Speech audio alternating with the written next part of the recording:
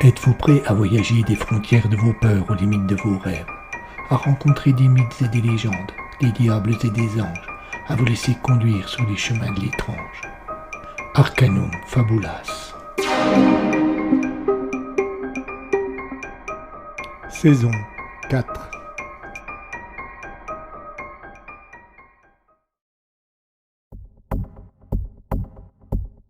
On raconte, dans une ancienne légende, qu'au moment où la mort croise notre destinée, elle est précédée par des chanteuses dont le rôle est de nous envoûter pour que nous acceptions sans peur et sans réticence de nous laisser tirer hors de la vie. Ces chants presque magiques que nous entendons au moment fatal permettent à la mort d'approcher sans que nous la remarquions.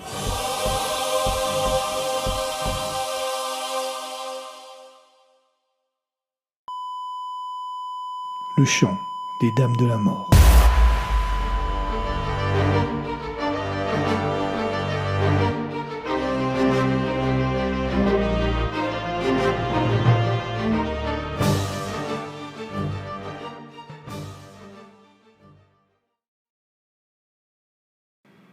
Épisode 9. Le mélomane, partie 2.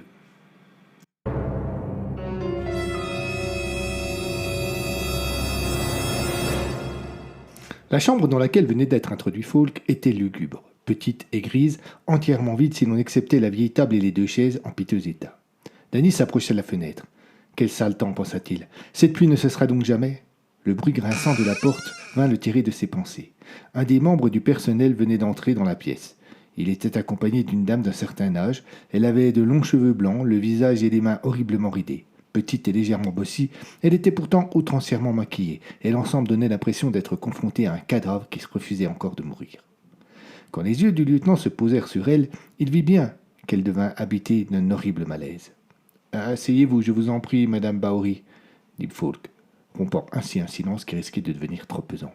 « Mademoiselle, reprit-elle, mais appelez-moi Elisa. » Falk acquiesça, mais il était mal à l'aise. Il avait la désagréable impression que la femme lui faisait du charme. Si elle avait eu 30 ans de moins, il en aurait été flatté. Là, c'était plutôt l'inverse. « Bien, je vous rappelle que cet interrogatoire n'est pas obligatoire, que vous n'êtes ni accusé ni même suspecte, mais que pour comprendre, nous allons devoir revenir sur des faits très anciens. » Cette introduction était inutile, car évidente, lieutenant. Danny se sentit mal, et pour cacher cela, il plongea le nez dans le dossier d'Elisa. « Vous avez 70 ans, vous êtes d'origine hongroise, arrivé dans notre pays à l'âge de 6 ans. Vous y avez fait vos études d'histoire. Vous avez été professeur dans différents lycées. Et c'est dans l'un d'eux que vous avez trouvé votre première victime. Ah oui, Sandra, très brillante élève. Très belle aussi, n'est-ce pas, mademoiselle Bowry ?» La phrase était tombée pour faire réagir la vieille dame. Ce fut un échec. « Oh, elle est beaucoup moins maintenant, et grâce à moi, » répondit-elle simplement, comme si cela avait été normal. « Quand vous l'avez tuée, elle avait... »« Oh, je ne l'ai pas tuée, elle est morte toute seule. »« Dans votre cave ?»« Oui, je l'avais conviée chez moi, un peu violemment, certes, mais en toute courtoisie. Comme elle voulait absolument me quitter, j'ai dû l'enfermer dans la cave. Alors elle s'est mise à hurler et à appeler au secours. J'ai eu peur qu'elle dérange les voisins, j'ai dû l'en empêcher. J'ai profité d'un moment où elle dormait. Je l'ai immobilisée et je lui ai cousu les lèvres. Elle est morte de faim et de soif quelques jours plus tard, mais ce n'était pas ma faute, elle n'avait pas hurlé comme cela. Pourquoi l'avoir conviée chez vous, comme vous dites ? Oh, elle était très belle et très jeune. C'était indécent. Elle troublait mes cours. Les garçons ne faisaient que la regarder et ne m'écoutaient plus. Et j'ai juste voulu lui expliquer que cela n'était pas convenable. La femme parlait d'une voix calme, posée, aucun tremblement, aucun regret. Elle expliquait simplement qu'elle avait commis un crime pédagogique. Cette histoire glaça Danny. Cela renforça encore les doutes qu'il avait déjà sur la méthode d'Umkat. Comment cette femme, qui ne semblait rien regretter de ses agissements, pouvait-elle être considérée comme guérie ? Il avait une étrange envie de vomir, mais ne laissa rien paraître et continua la lecture du dossier. « Vous avez tranché le cou de la jeune fille et vous l'avez vidé de son sang. Pourquoi ?»« Pour le boire, quelle étrange question. Vous ne connaissez pas les vertus du sang de jeune femme ? C'est une véritable jouvence. De toute façon, son sang, elle n'en avait plus besoin. » Elisa partit dans un éclat de rire tonitruant. Danny ne tenait plus. Il se leva et fit le tour de la pièce pour calmer sa rage et pour éviter de se laisser aller à des pulsions meurtrières qu'il avait envers ce monstre. « Mais lieutenant, ce ne fut pas la seule, vous le savez bien. Après Sandra, il y a eu Nathalie, la grande blondasse. Vous devriez me remercier pour cela. C'était une salope. 23 ans et déjà salope. Je me dis parfois que l'on est ainsi, que l'on ne le devient pas. Je sortais avec un charmant monsieur à l'époque. Il m'avait invité dans un restaurant très chic, puis nous avions poursuivi la soirée dans un cabaret. Elle y dansait, et dès l'instant où elle est entrée sur scène, j'ai bien vu que mon partenaire était plus intéressé par elle que par moi. Je ne pouvais pas laisser passer cela, vous comprenez? Ce n'est pas parce que j'étais plus âgé que je devais laisser cette midinette allumer mon ami. Et puis, pensez au milieu d'autres femmes dans la même situation. Nous méritions bien une vengeance par rapport à cette jeunesse hautaine. Qu'avez-vous fait demanda Danny, sans oser aller le lire lui-même dans le dossier. Rien, du moins ce soir-là. Je suis revenu tous les soirs suivants, plusieurs fois. Je l'ai observé. Puis un soir, je l'ai attendu sur le chemin de sa maison. Je l'ai assommé et je l'ai traîné dans le coffre de ma voiture. Je l'ai ramené dans ma cave et pour la calmer, je l'ai ligoté toute une nuit sur une chaise avec le cadavre de Sandra attaché sur ses genoux. Notez que j'avais pris le soin de la bâillonner. On ne me refait pas deux fois le même coup. Et puis, le lendemain soir, à l'aide d'une grosse barre en fer, je lui ai cassé un par un les os. Quel plaisir de les entendre craquer sous les coups. Elle avait beau essayer de hurler, elle n'y parvenait pas.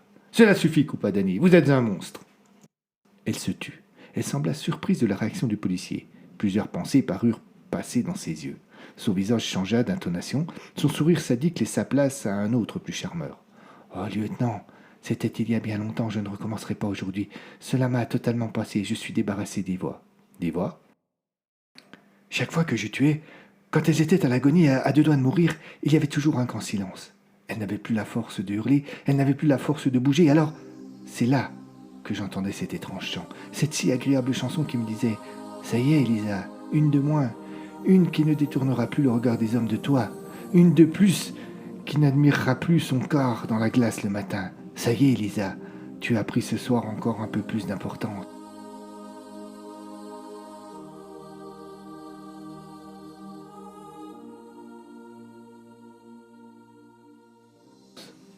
Mais vous êtes complètement matraqué. Oh, ne croyez pas cela, lieutenant. Ces voix, quand vous les avez entendues une fois, vous ne pouvez plus vous en passer. C'est une véritable drogue. Vous vous trouvez très vite en état de manque. Ou alors vous tuez à nouveau, et ainsi de suite, jusqu'à ce que l'on vous arrête et que l'on vous soigne. Elisa se tut une courte seconde. Il sembla lui revenir en mémoire les propos qu'elle avait tenus quelques instants auparavant. Son sourire se fit encore plus doux, sa voix plus calme, plus insistante. C'est du passé tout cela. J'en parle en donnant l'impression de ne rien regretter, mais c'est un personnage. Vous pourriez continuer à vivre si vous aviez autant de meurtres que moi sur la conscience? Cela fait partie de la méthode Doomcat. Falk contemplait cette femme assise sur cette chaise, les yeux dans le vide et en train de lui expliquer que tuer créait une dépendance, et il avait vraiment l'impression d'être dans un autre monde. L'espace d'un moment, il se demanda si ce qu'elle disait avec tant de conviction pouvait avoir une réalité quelconque. Puis, comme il s'était assis en face du dossier, ses yeux se posèrent sur la photo de Nathalie, au visage complètement déformé. Non, on ne peut pas avoir de plaisir quand on tue. Cela n'est pas possible.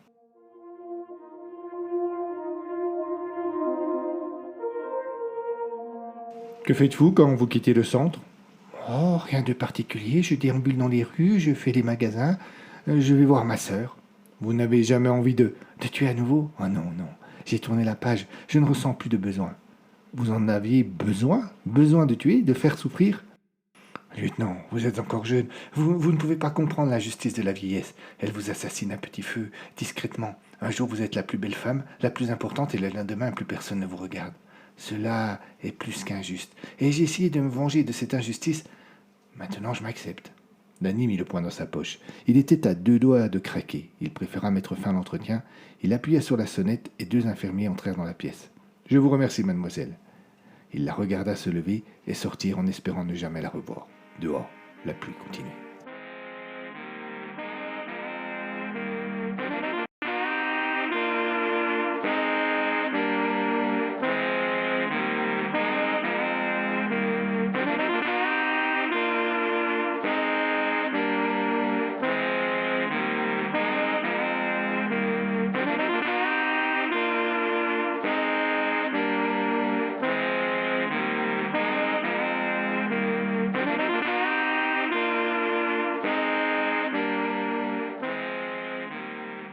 Ce soir-là, Danny eut énormément de mal à s'endormir.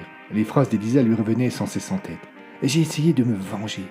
Plusieurs fois dans la nuit, il se réveillait en sursaut et en transpirant. Il se levait, il allait vers la fenêtre et regardait dans la rue. Mais elle était désespérément vide, et entre les gouttes d'eau qui heurtaient le sol, il lui semblait à chaque fois revoir le visage du monstre. Dieu sait ce que lui réservait la suite des entretiens.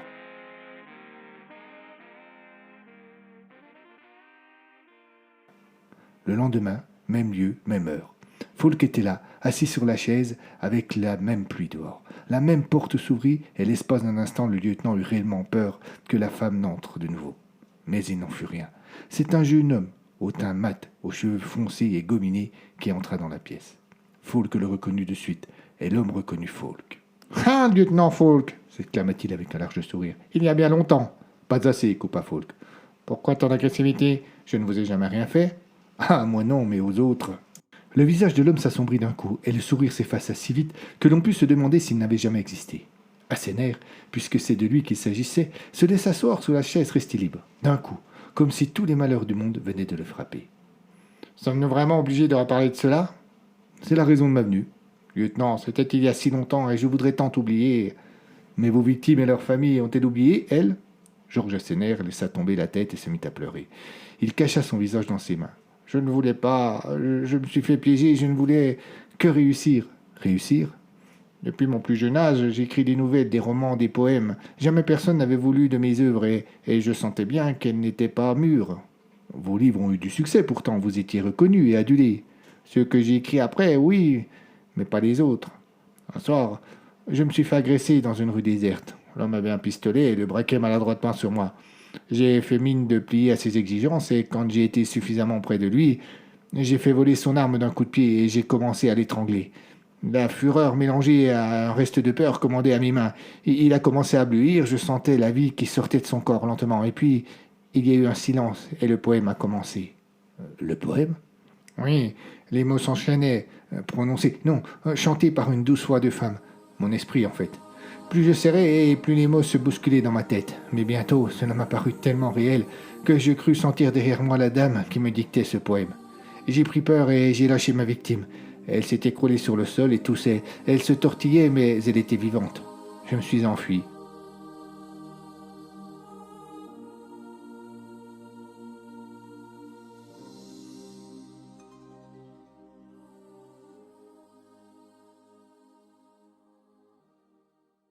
En arrivant à la maison, j'ai voulu coucher sur le papier ce texte que je n'étais plus sûr d'avoir inventé.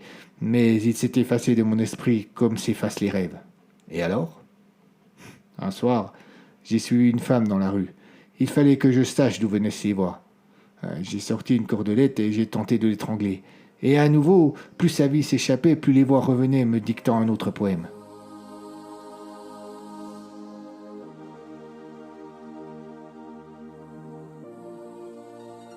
Oui, je connais la suite, coupa Falk. Les 5 victimes que vous avez torturées au fur et à mesure que vous écriviez vos livres et que vous mainteniez à la limite de la mort. Oh, je n'ai jamais éprouvé la moindre joie ni à torturer ni à tuer, mais c'était le seul moyen que j'avais pour entendre les voix. Pour écrire autre chose que de la merde. Je voulais tant réussir. C'était mon seul but. Mais quand j'ai réalisé, je me suis livré à la police pour que cela cesse. Vous connaissez le mélomane ? Georges réagit violemment. Ah, voilà donc la raison de votre présence. Vous cherchez un assassin et vous me soupçonnez. Mais lieutenant, je ne veux plus de la gloire. J'ai arrêté d'écrire. Je sais que le prix pour moi est trop lourd à payer. Je suis en voie d'être réhabilité grâce au centre et à la méthode Dumcat et au travail extraordinaire du professeur Meunier. Pourquoi tout gâcher ? J'ai déjà perdu 12 ans de ma vie et gâché celle de tant d'autres. Pourquoi recommencerai-je ? C'est pour le savoir que je suis ici. Ah, vous êtes bien comme les autres flics. Hein. On n'a pas le droit à l'erreur avec vous.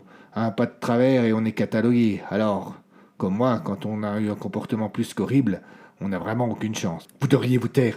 Je ne suis pas en train de parler à un enfant qui a pris des bonbons alors que ses parents le lui avaient interdit. Certaines fois ne te laissent pas la place à une autre chance. J'en rêve chaque nuit de ce que j'ai fait. J'en pleure chaque matin. Et je prie tous les jours. Je sais que cela n'efface rien. Je sais que tous mes mots sont vains. Mais vous n'avez pas le droit de me blâmer plus que je ne l'ai été.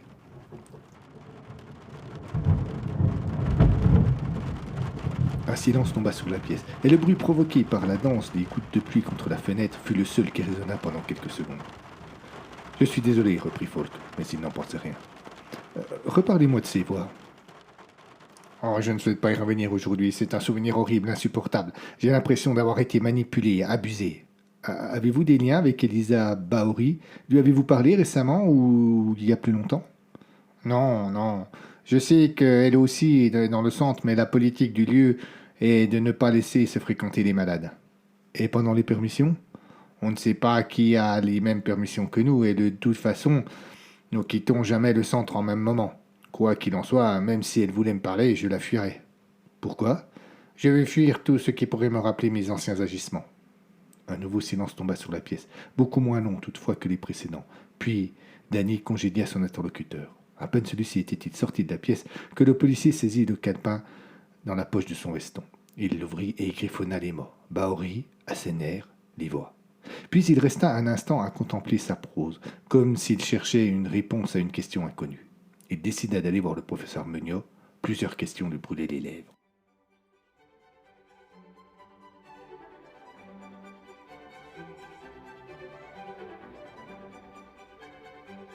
Meuniot travaillait dans son bureau en écoutant de la musique, du Mozart pour être exact. Il sursauta à l'entrée de Falk.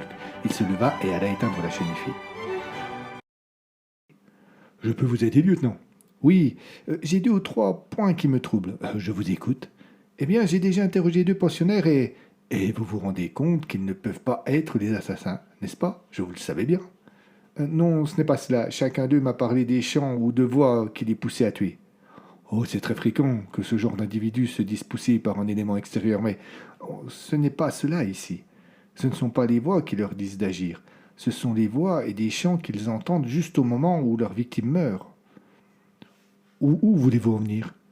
Eh bien, je voudrais savoir si cela est fréquent et si le mélomane peut être dans la même situation et entendre les chants ou de la musique au moment où il tue.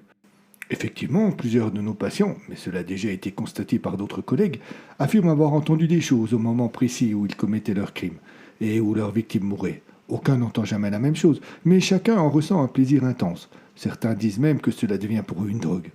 Harry Duncat a toujours insisté sur la nécessité de traiter cet aspect, identifier et dissiper ce qui donne du plaisir dans l'acte. Comment le traitez-vous? Oh, c'est très variable d'un patient à l'autre. Il n'y a pas de formule magique. On a juste de grands canevas que l'on applique et que l'on adapte. Et cette histoire de chant? Meuniot haussa les épaules et se frotta le menton. L'instinct policier de Falk détecta une hésitation dans l'attitude, mais il n'y attacha pas d'importance. Oh, une manifestation comme une autre de facteurs de plaisir, ni plus ni moins, courant.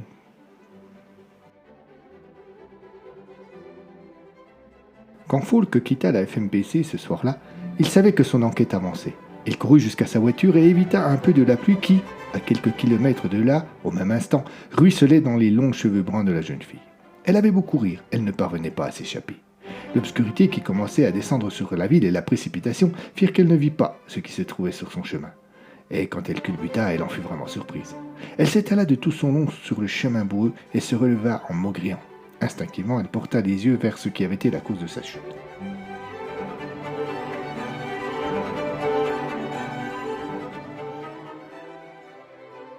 Un jeune homme était allongé sur le dos et ses 2 grands yeux bleus ouverts s'étaient vidés de toute trace de vie. Autour de son cou, on pouvait voir la trace laissée par la cordelette qui l'avait étranglé. Le mélomane avait encore frappé.